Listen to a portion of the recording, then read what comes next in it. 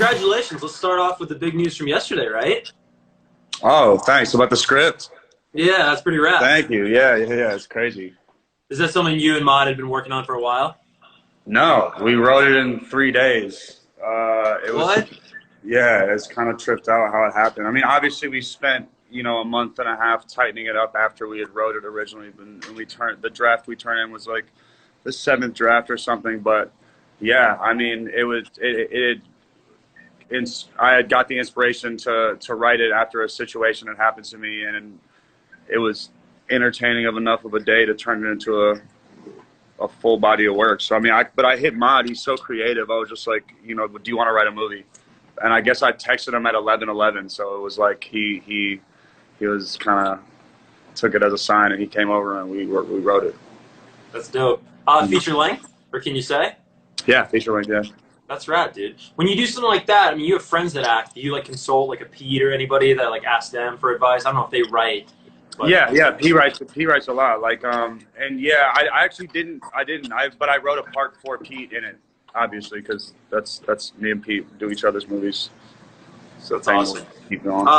And you know what? Since this is a radio.com thing, and there's probably like program directors that are watching this. Speaking of Mod, do you want to tell everybody why they should be playing "Stay Away"? Oh, it's a great song. He got this the acoustic video coming out next week, I think, too. That song rules. And I'm on it. Yeah, that's awesome. All right, cool. Well, you were talking about Pete. We got a question here. I'm sure they explained it to you, but like these are all fan questions and things like that. And there was a question about Pete that came from somebody at radio.com about if you would ever let him tattoo you. I did let him tattoo me. Check it out. You see the one that says "low"? It's the shitty one. You see the one that says "Loco"? Yeah. That's Pete. When did that happen? When we were shooting, we did this movie called Big Time Adolescence, and on the set of that, I was shooting. I decided to. Well, I mean, we both did. We simultaneously ate mushrooms, and we're like, we should shoot a music video right now. And it was while we were shooting the movie, so we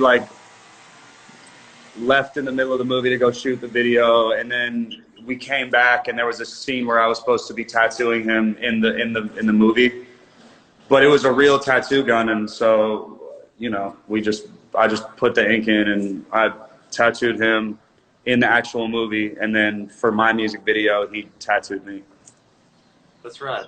Yeah. All right, cool. Let's get some of these fan questions. These all come from Twitter right here.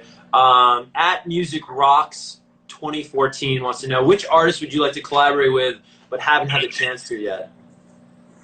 I'd like to collaborate with someone to shut this jackhammer the fuck up over here in the corner is what I'd like. But well, I'm not getting it, man. It's not that bad. Oh, you can't hear it? Oh. No, is it bad by you? Yeah. I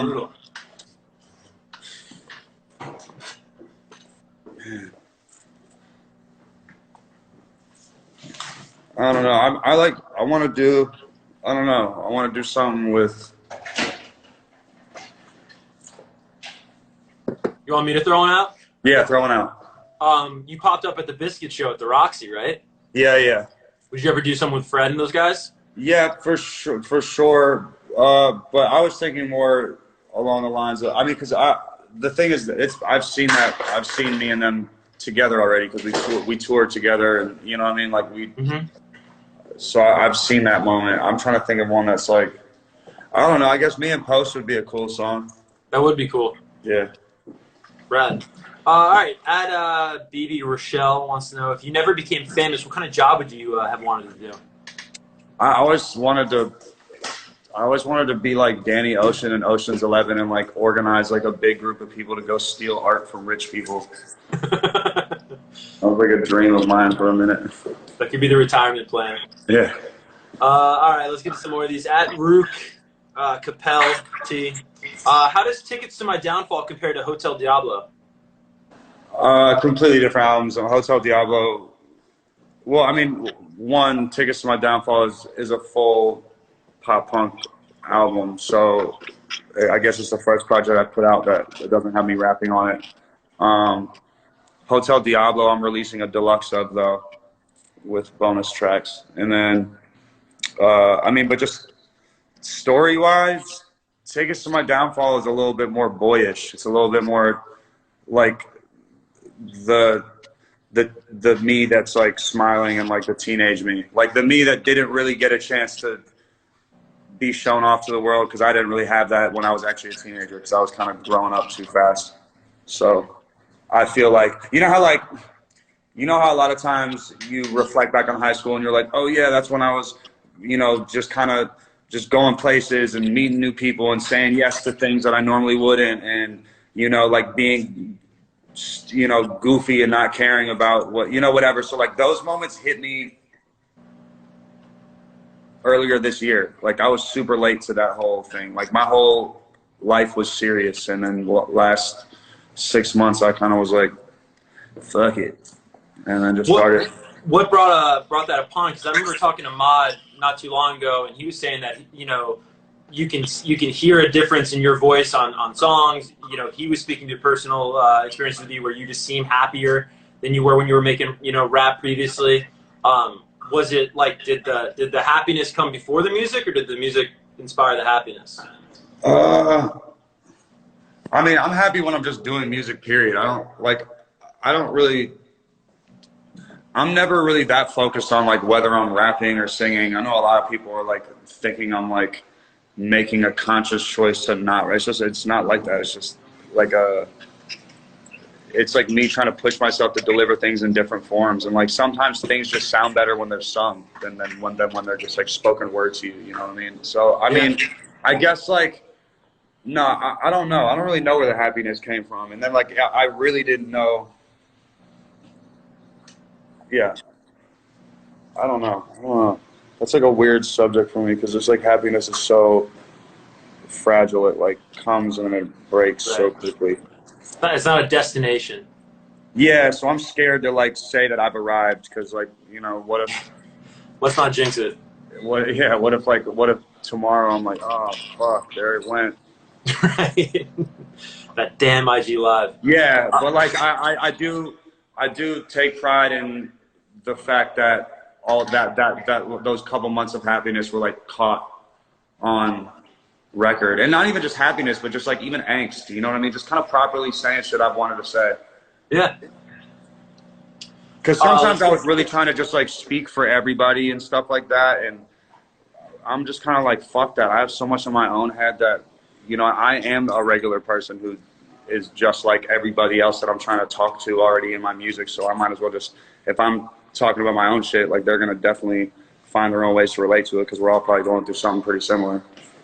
Is it possible to quantify it in this way, where would you say that the new album has been your most therapeutic as an artist when you think about like eras and bodies of work? Yeah, for sure. And like,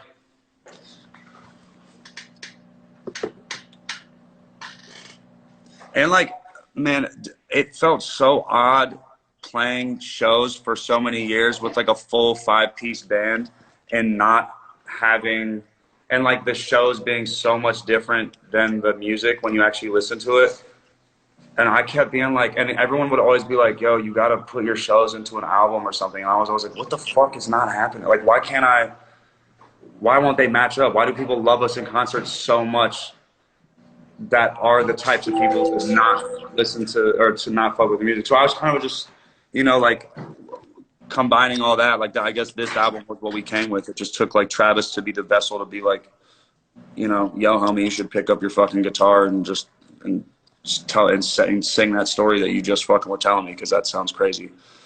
Is that the best or the greatest gift that he's given you as a friend, and just like a, you know, if you would consider him a mentor, just giving you that push in the back to pursue it? Yeah, I mean, the best gift he gave me was like just kind of, I mean, showing me how to be a really great dad, because that's like, I mean, you know, music is cool and shit like that, but when like that person's in front of you with like a beating heartbeat, you know what I mean? Like, and that's your own kid, and you're just like, you figure out, you know, you learn things from someone like Travis to better yourself for that other person, and like you see the results from it, you know what I mean? Because I'm like, dude, like I like to think of not just like, I like to, you know, judge yourself by 5-year increments. Like, are you a better person than you were 5 years ago? Are you any different than you were 5 years ago? Like, I can't, and, you know, like, even me, like, I hated myself 5 years ago. I fucking can't stand any interview I've seen of me 5 years ago. I'd never want to fucking look at it. Like, but you grow, and, like, you know, I want to, like, I was looking for that, you know, that push, because I didn't have my own parents to be like, yo, dude, this is how you be a parent. So, like, you know, Trav kind of, that was the best thing I learned from Trav, was just seeing how, like, I needed to step my own stuff up. And, you know, like, that was, but musically, no, I mean, I didn't mean to get all deep and stuff like that, but musically, yeah, I mean, I had all, like, dude, I go into the studio with him and I write songs in 5 seconds, I swear to God. Like, I don't know what it is, but he just, like, it's like, he'll just. Is it because he just gets what you want and you get where he's at? Yeah, I mean, we jam at the same time. It's like the same. It's like everyone, like, kind of. It's like literally like, okay, what's up, guys? Hi, sets the coffee down, and then, like, we're like, all right, 3, 2, 1, and then something comes out every time, dude. It's so weird. Like kindred spirits. I haven't went into the studio with him once for the tickets to my Downfall album and not made, like, a smash. And Bloody Valentine was the first thing that we even breathed out for the project. And if that, like, even sets a standard to what the rest of it is to me, you know. Has he brought his because he's got a new artist, Jaden, who's got a couple artists now that signed to Travis's label. Has he brought Jaden around at all? Well, I FaceTimed Travis. I was wasted the other night, and I, like, FaceTimed Travis, and Jaden answered his FaceTime, and I was like, yeah! Like, just drunk out of my mind, being, yeah, I don't know. Showing him the ropes. Yeah, exactly. I was about to say, like, being exactly the artist that he probably thought I was gonna be when he was 14. You know what I mean? Yeah. So yeah, no, I you know, I fuck with this shit tough. But I don't. Me and Jaden haven't been around each other in the studio. He's always in there, like, the day before I get there, or whatever. I'll pull up on him one time. That's dope. All right, a couple more of these fan questions, if you don't mind. Do I need to start? Should we do it? All right, go ahead. Sorry, I'm getting this tattoo's in a gnarly place, so, you know. Right on. Megs Florence says, what was the hardest part about creating a pop punk album? There wasn't anything hard about it at all. I wasn't trying to make it like that. It just came out like that, I guess. I mean, dude, I'm not a fan of, like, super technical music. I'm a fan of, like, can we all, like, hear it and understand it and, like, pick it up. And so, I don't know. I think the hardest part for me was just searching the world, finding the right subjects to talk about. You know, like, Bloody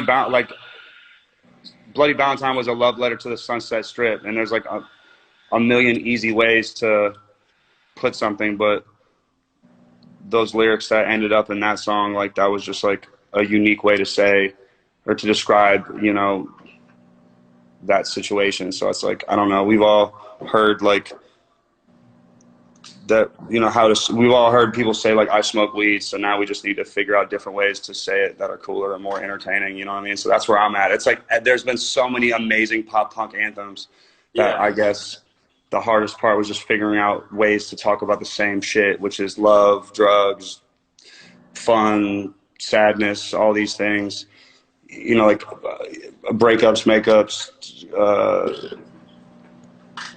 mental issues, like, all those things, like, figuring out new ways. Yeah, so figuring out new ways to say it. So, like, I feel like there was some cool, unique takes on life that, yeah. So that was probably the hardest part. But I mean, again, it must have not been that hard, because all I did was just go out to, like, the Sunset Strip every night and just come back and tell Travis, like, dude, build up some source material. Yeah. All right, a couple more here, and then we'll let you off the hook. Eric from San Francisco says, speaking of Bloody Valentine, you just talked about that song. What was it like working with Megan Fox in the Bloody Valentine music video?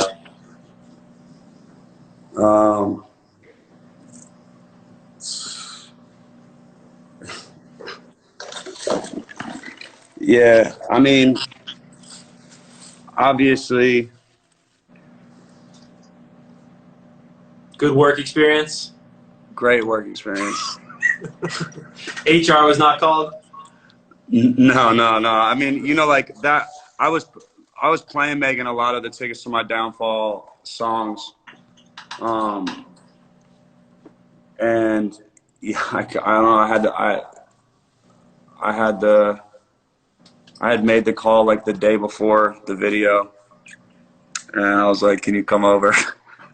And then we shot the video. Make a rad video. Came out awesome. All right, final question. What is this comes from NGK USA, and they want to know what is your favorite tattoo that you have? I mean, to be honest, dude, I really like the Tickets to My Downfall tattoo. Like, I just think it's strong. It's like strong in pictures and stuff. It's cool. And Travis's I did it with Trav. I mean, that's like, you know, sentimental to that, to this era. My dude Snuffy, who's doing my tattoo right now, like, he probably has like this right here is such a sick piece.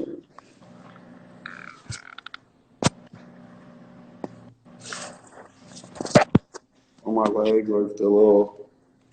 Oh, that's cool. Isn't that sick? Yeah. When'd you get that? Snuff, when did you do Houdini on me? That's killer. Thanks. I don't know when you did. All right. Well, cool, dude. Thank you for taking the time.